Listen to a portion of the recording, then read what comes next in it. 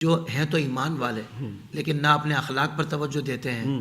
یعنی نبی پاک صلی اللہ علیہ وآلہ وسلم کی سیرت طیبہ اور آپ کی تعلیمات سے کوسوں دور ہیں, جن کی وجہ سے اسلام پر انگلی اٹھ رہی ہے. کچھ ان کی اصلاح بھی فرما دیجیے. دیکھیں, حضور علیہ الصلوۃ والسلام نے ارشاد فرمایا کہ جس بندے کو یہ بات نصیب ہو جائے کہ وہ بندہ کسی سے محبت کرے تو اللہ کے لیے کرے, جس بندے کو یہ بات نصیب ہو جائے کہ وہ اللہ اور اس کے رسول کی اطاعت کرے, اور تیسری بات حضور نے فرمایا جس بندے کو یہ بات نصیب ہو جائے کہ وہ کفر میں جانے کو اتنا ہی ناپسندیدہ سمجھے جتنا کہ آگ میں جانا ناپسندیدہ ہے, کہ کوئی اسے اٹھا کے آگ میں ڈال دے تو وہ کبھی پسند نہیں کرے گا. فرمایا جتنا وہ آگ میں جانے کو ناپسندیدہ سمجھے اتنا ہی کفر میں واپس جانے کو ناپسندیدہ سمجھے. فرمایا یہ تین چیزیں جسے نصیب ہو گئیں اسے ایمان کی حلاوت نصیب ہو گئی. کیا بات ہے, سبحان ایمان کی مٹھاس نصیب ہو سبحان گئی. اللہ. اب حافظ صاحب یہاں مٹھاس کا جو لفظ حضور نے فرمایا نا, اس ایک ہی جملے میں کمال کر دیا حضور نے.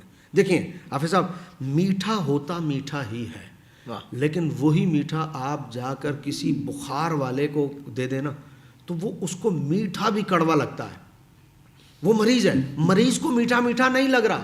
واہ جی واہ. تو اب یہ مٹھاس جو ہے نا, مٹھاس, یہ مٹھاس حافظ صاحب انہی لوگوں کو سمجھ میں آئے گی جو مریض نہیں ہے. سبحان اللہ. اب ایک بندہ اگر مریض ہے نا بے عملی کا, تو اس کو اس مٹھاس کی سمجھ نہیں آئے گی. اس کے پاس ایمان ضرور ہے, مٹھاس نہیں ہے, وہ مریض ہے. اس کو پہلے اس مرض کو ختم کرنا چاہیے, حب جا کو ختم کرنا, وہ کرنا چاہیے. اب وہ کیا ہے حافظ صاحب, یہ جھوٹ, یہ چغلی, یہ دو نمبری, یہ فراڈ.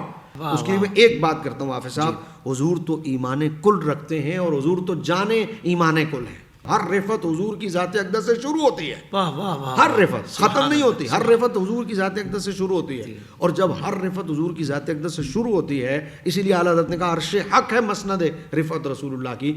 تو جو ایمان کل ہیں اور جن کو ماننا ایمان کل ہے, ان کا عالم یہ ہے کہ لمبی لمبی نمازیں پڑھتے ہیں اور پاؤں آپ کے جو ہے وہ ورم تک آپ کے پاؤں پر آ جاتا. اللہ اکبر اللہ. تو جب نبی علیہ الصلوۃ والسلام اس درجے پر ہو کر اعلیٰ رفتوں کے مالک ہو کر آپ کی حلاوت کو حصول کا عالم یہ ہے ایمان کی کہ آپ اتنی لمبی لمبی عبادات کرتے ہیں, تو میں اور آپ تو کسی درجے میں نہیں حافظ صاحب.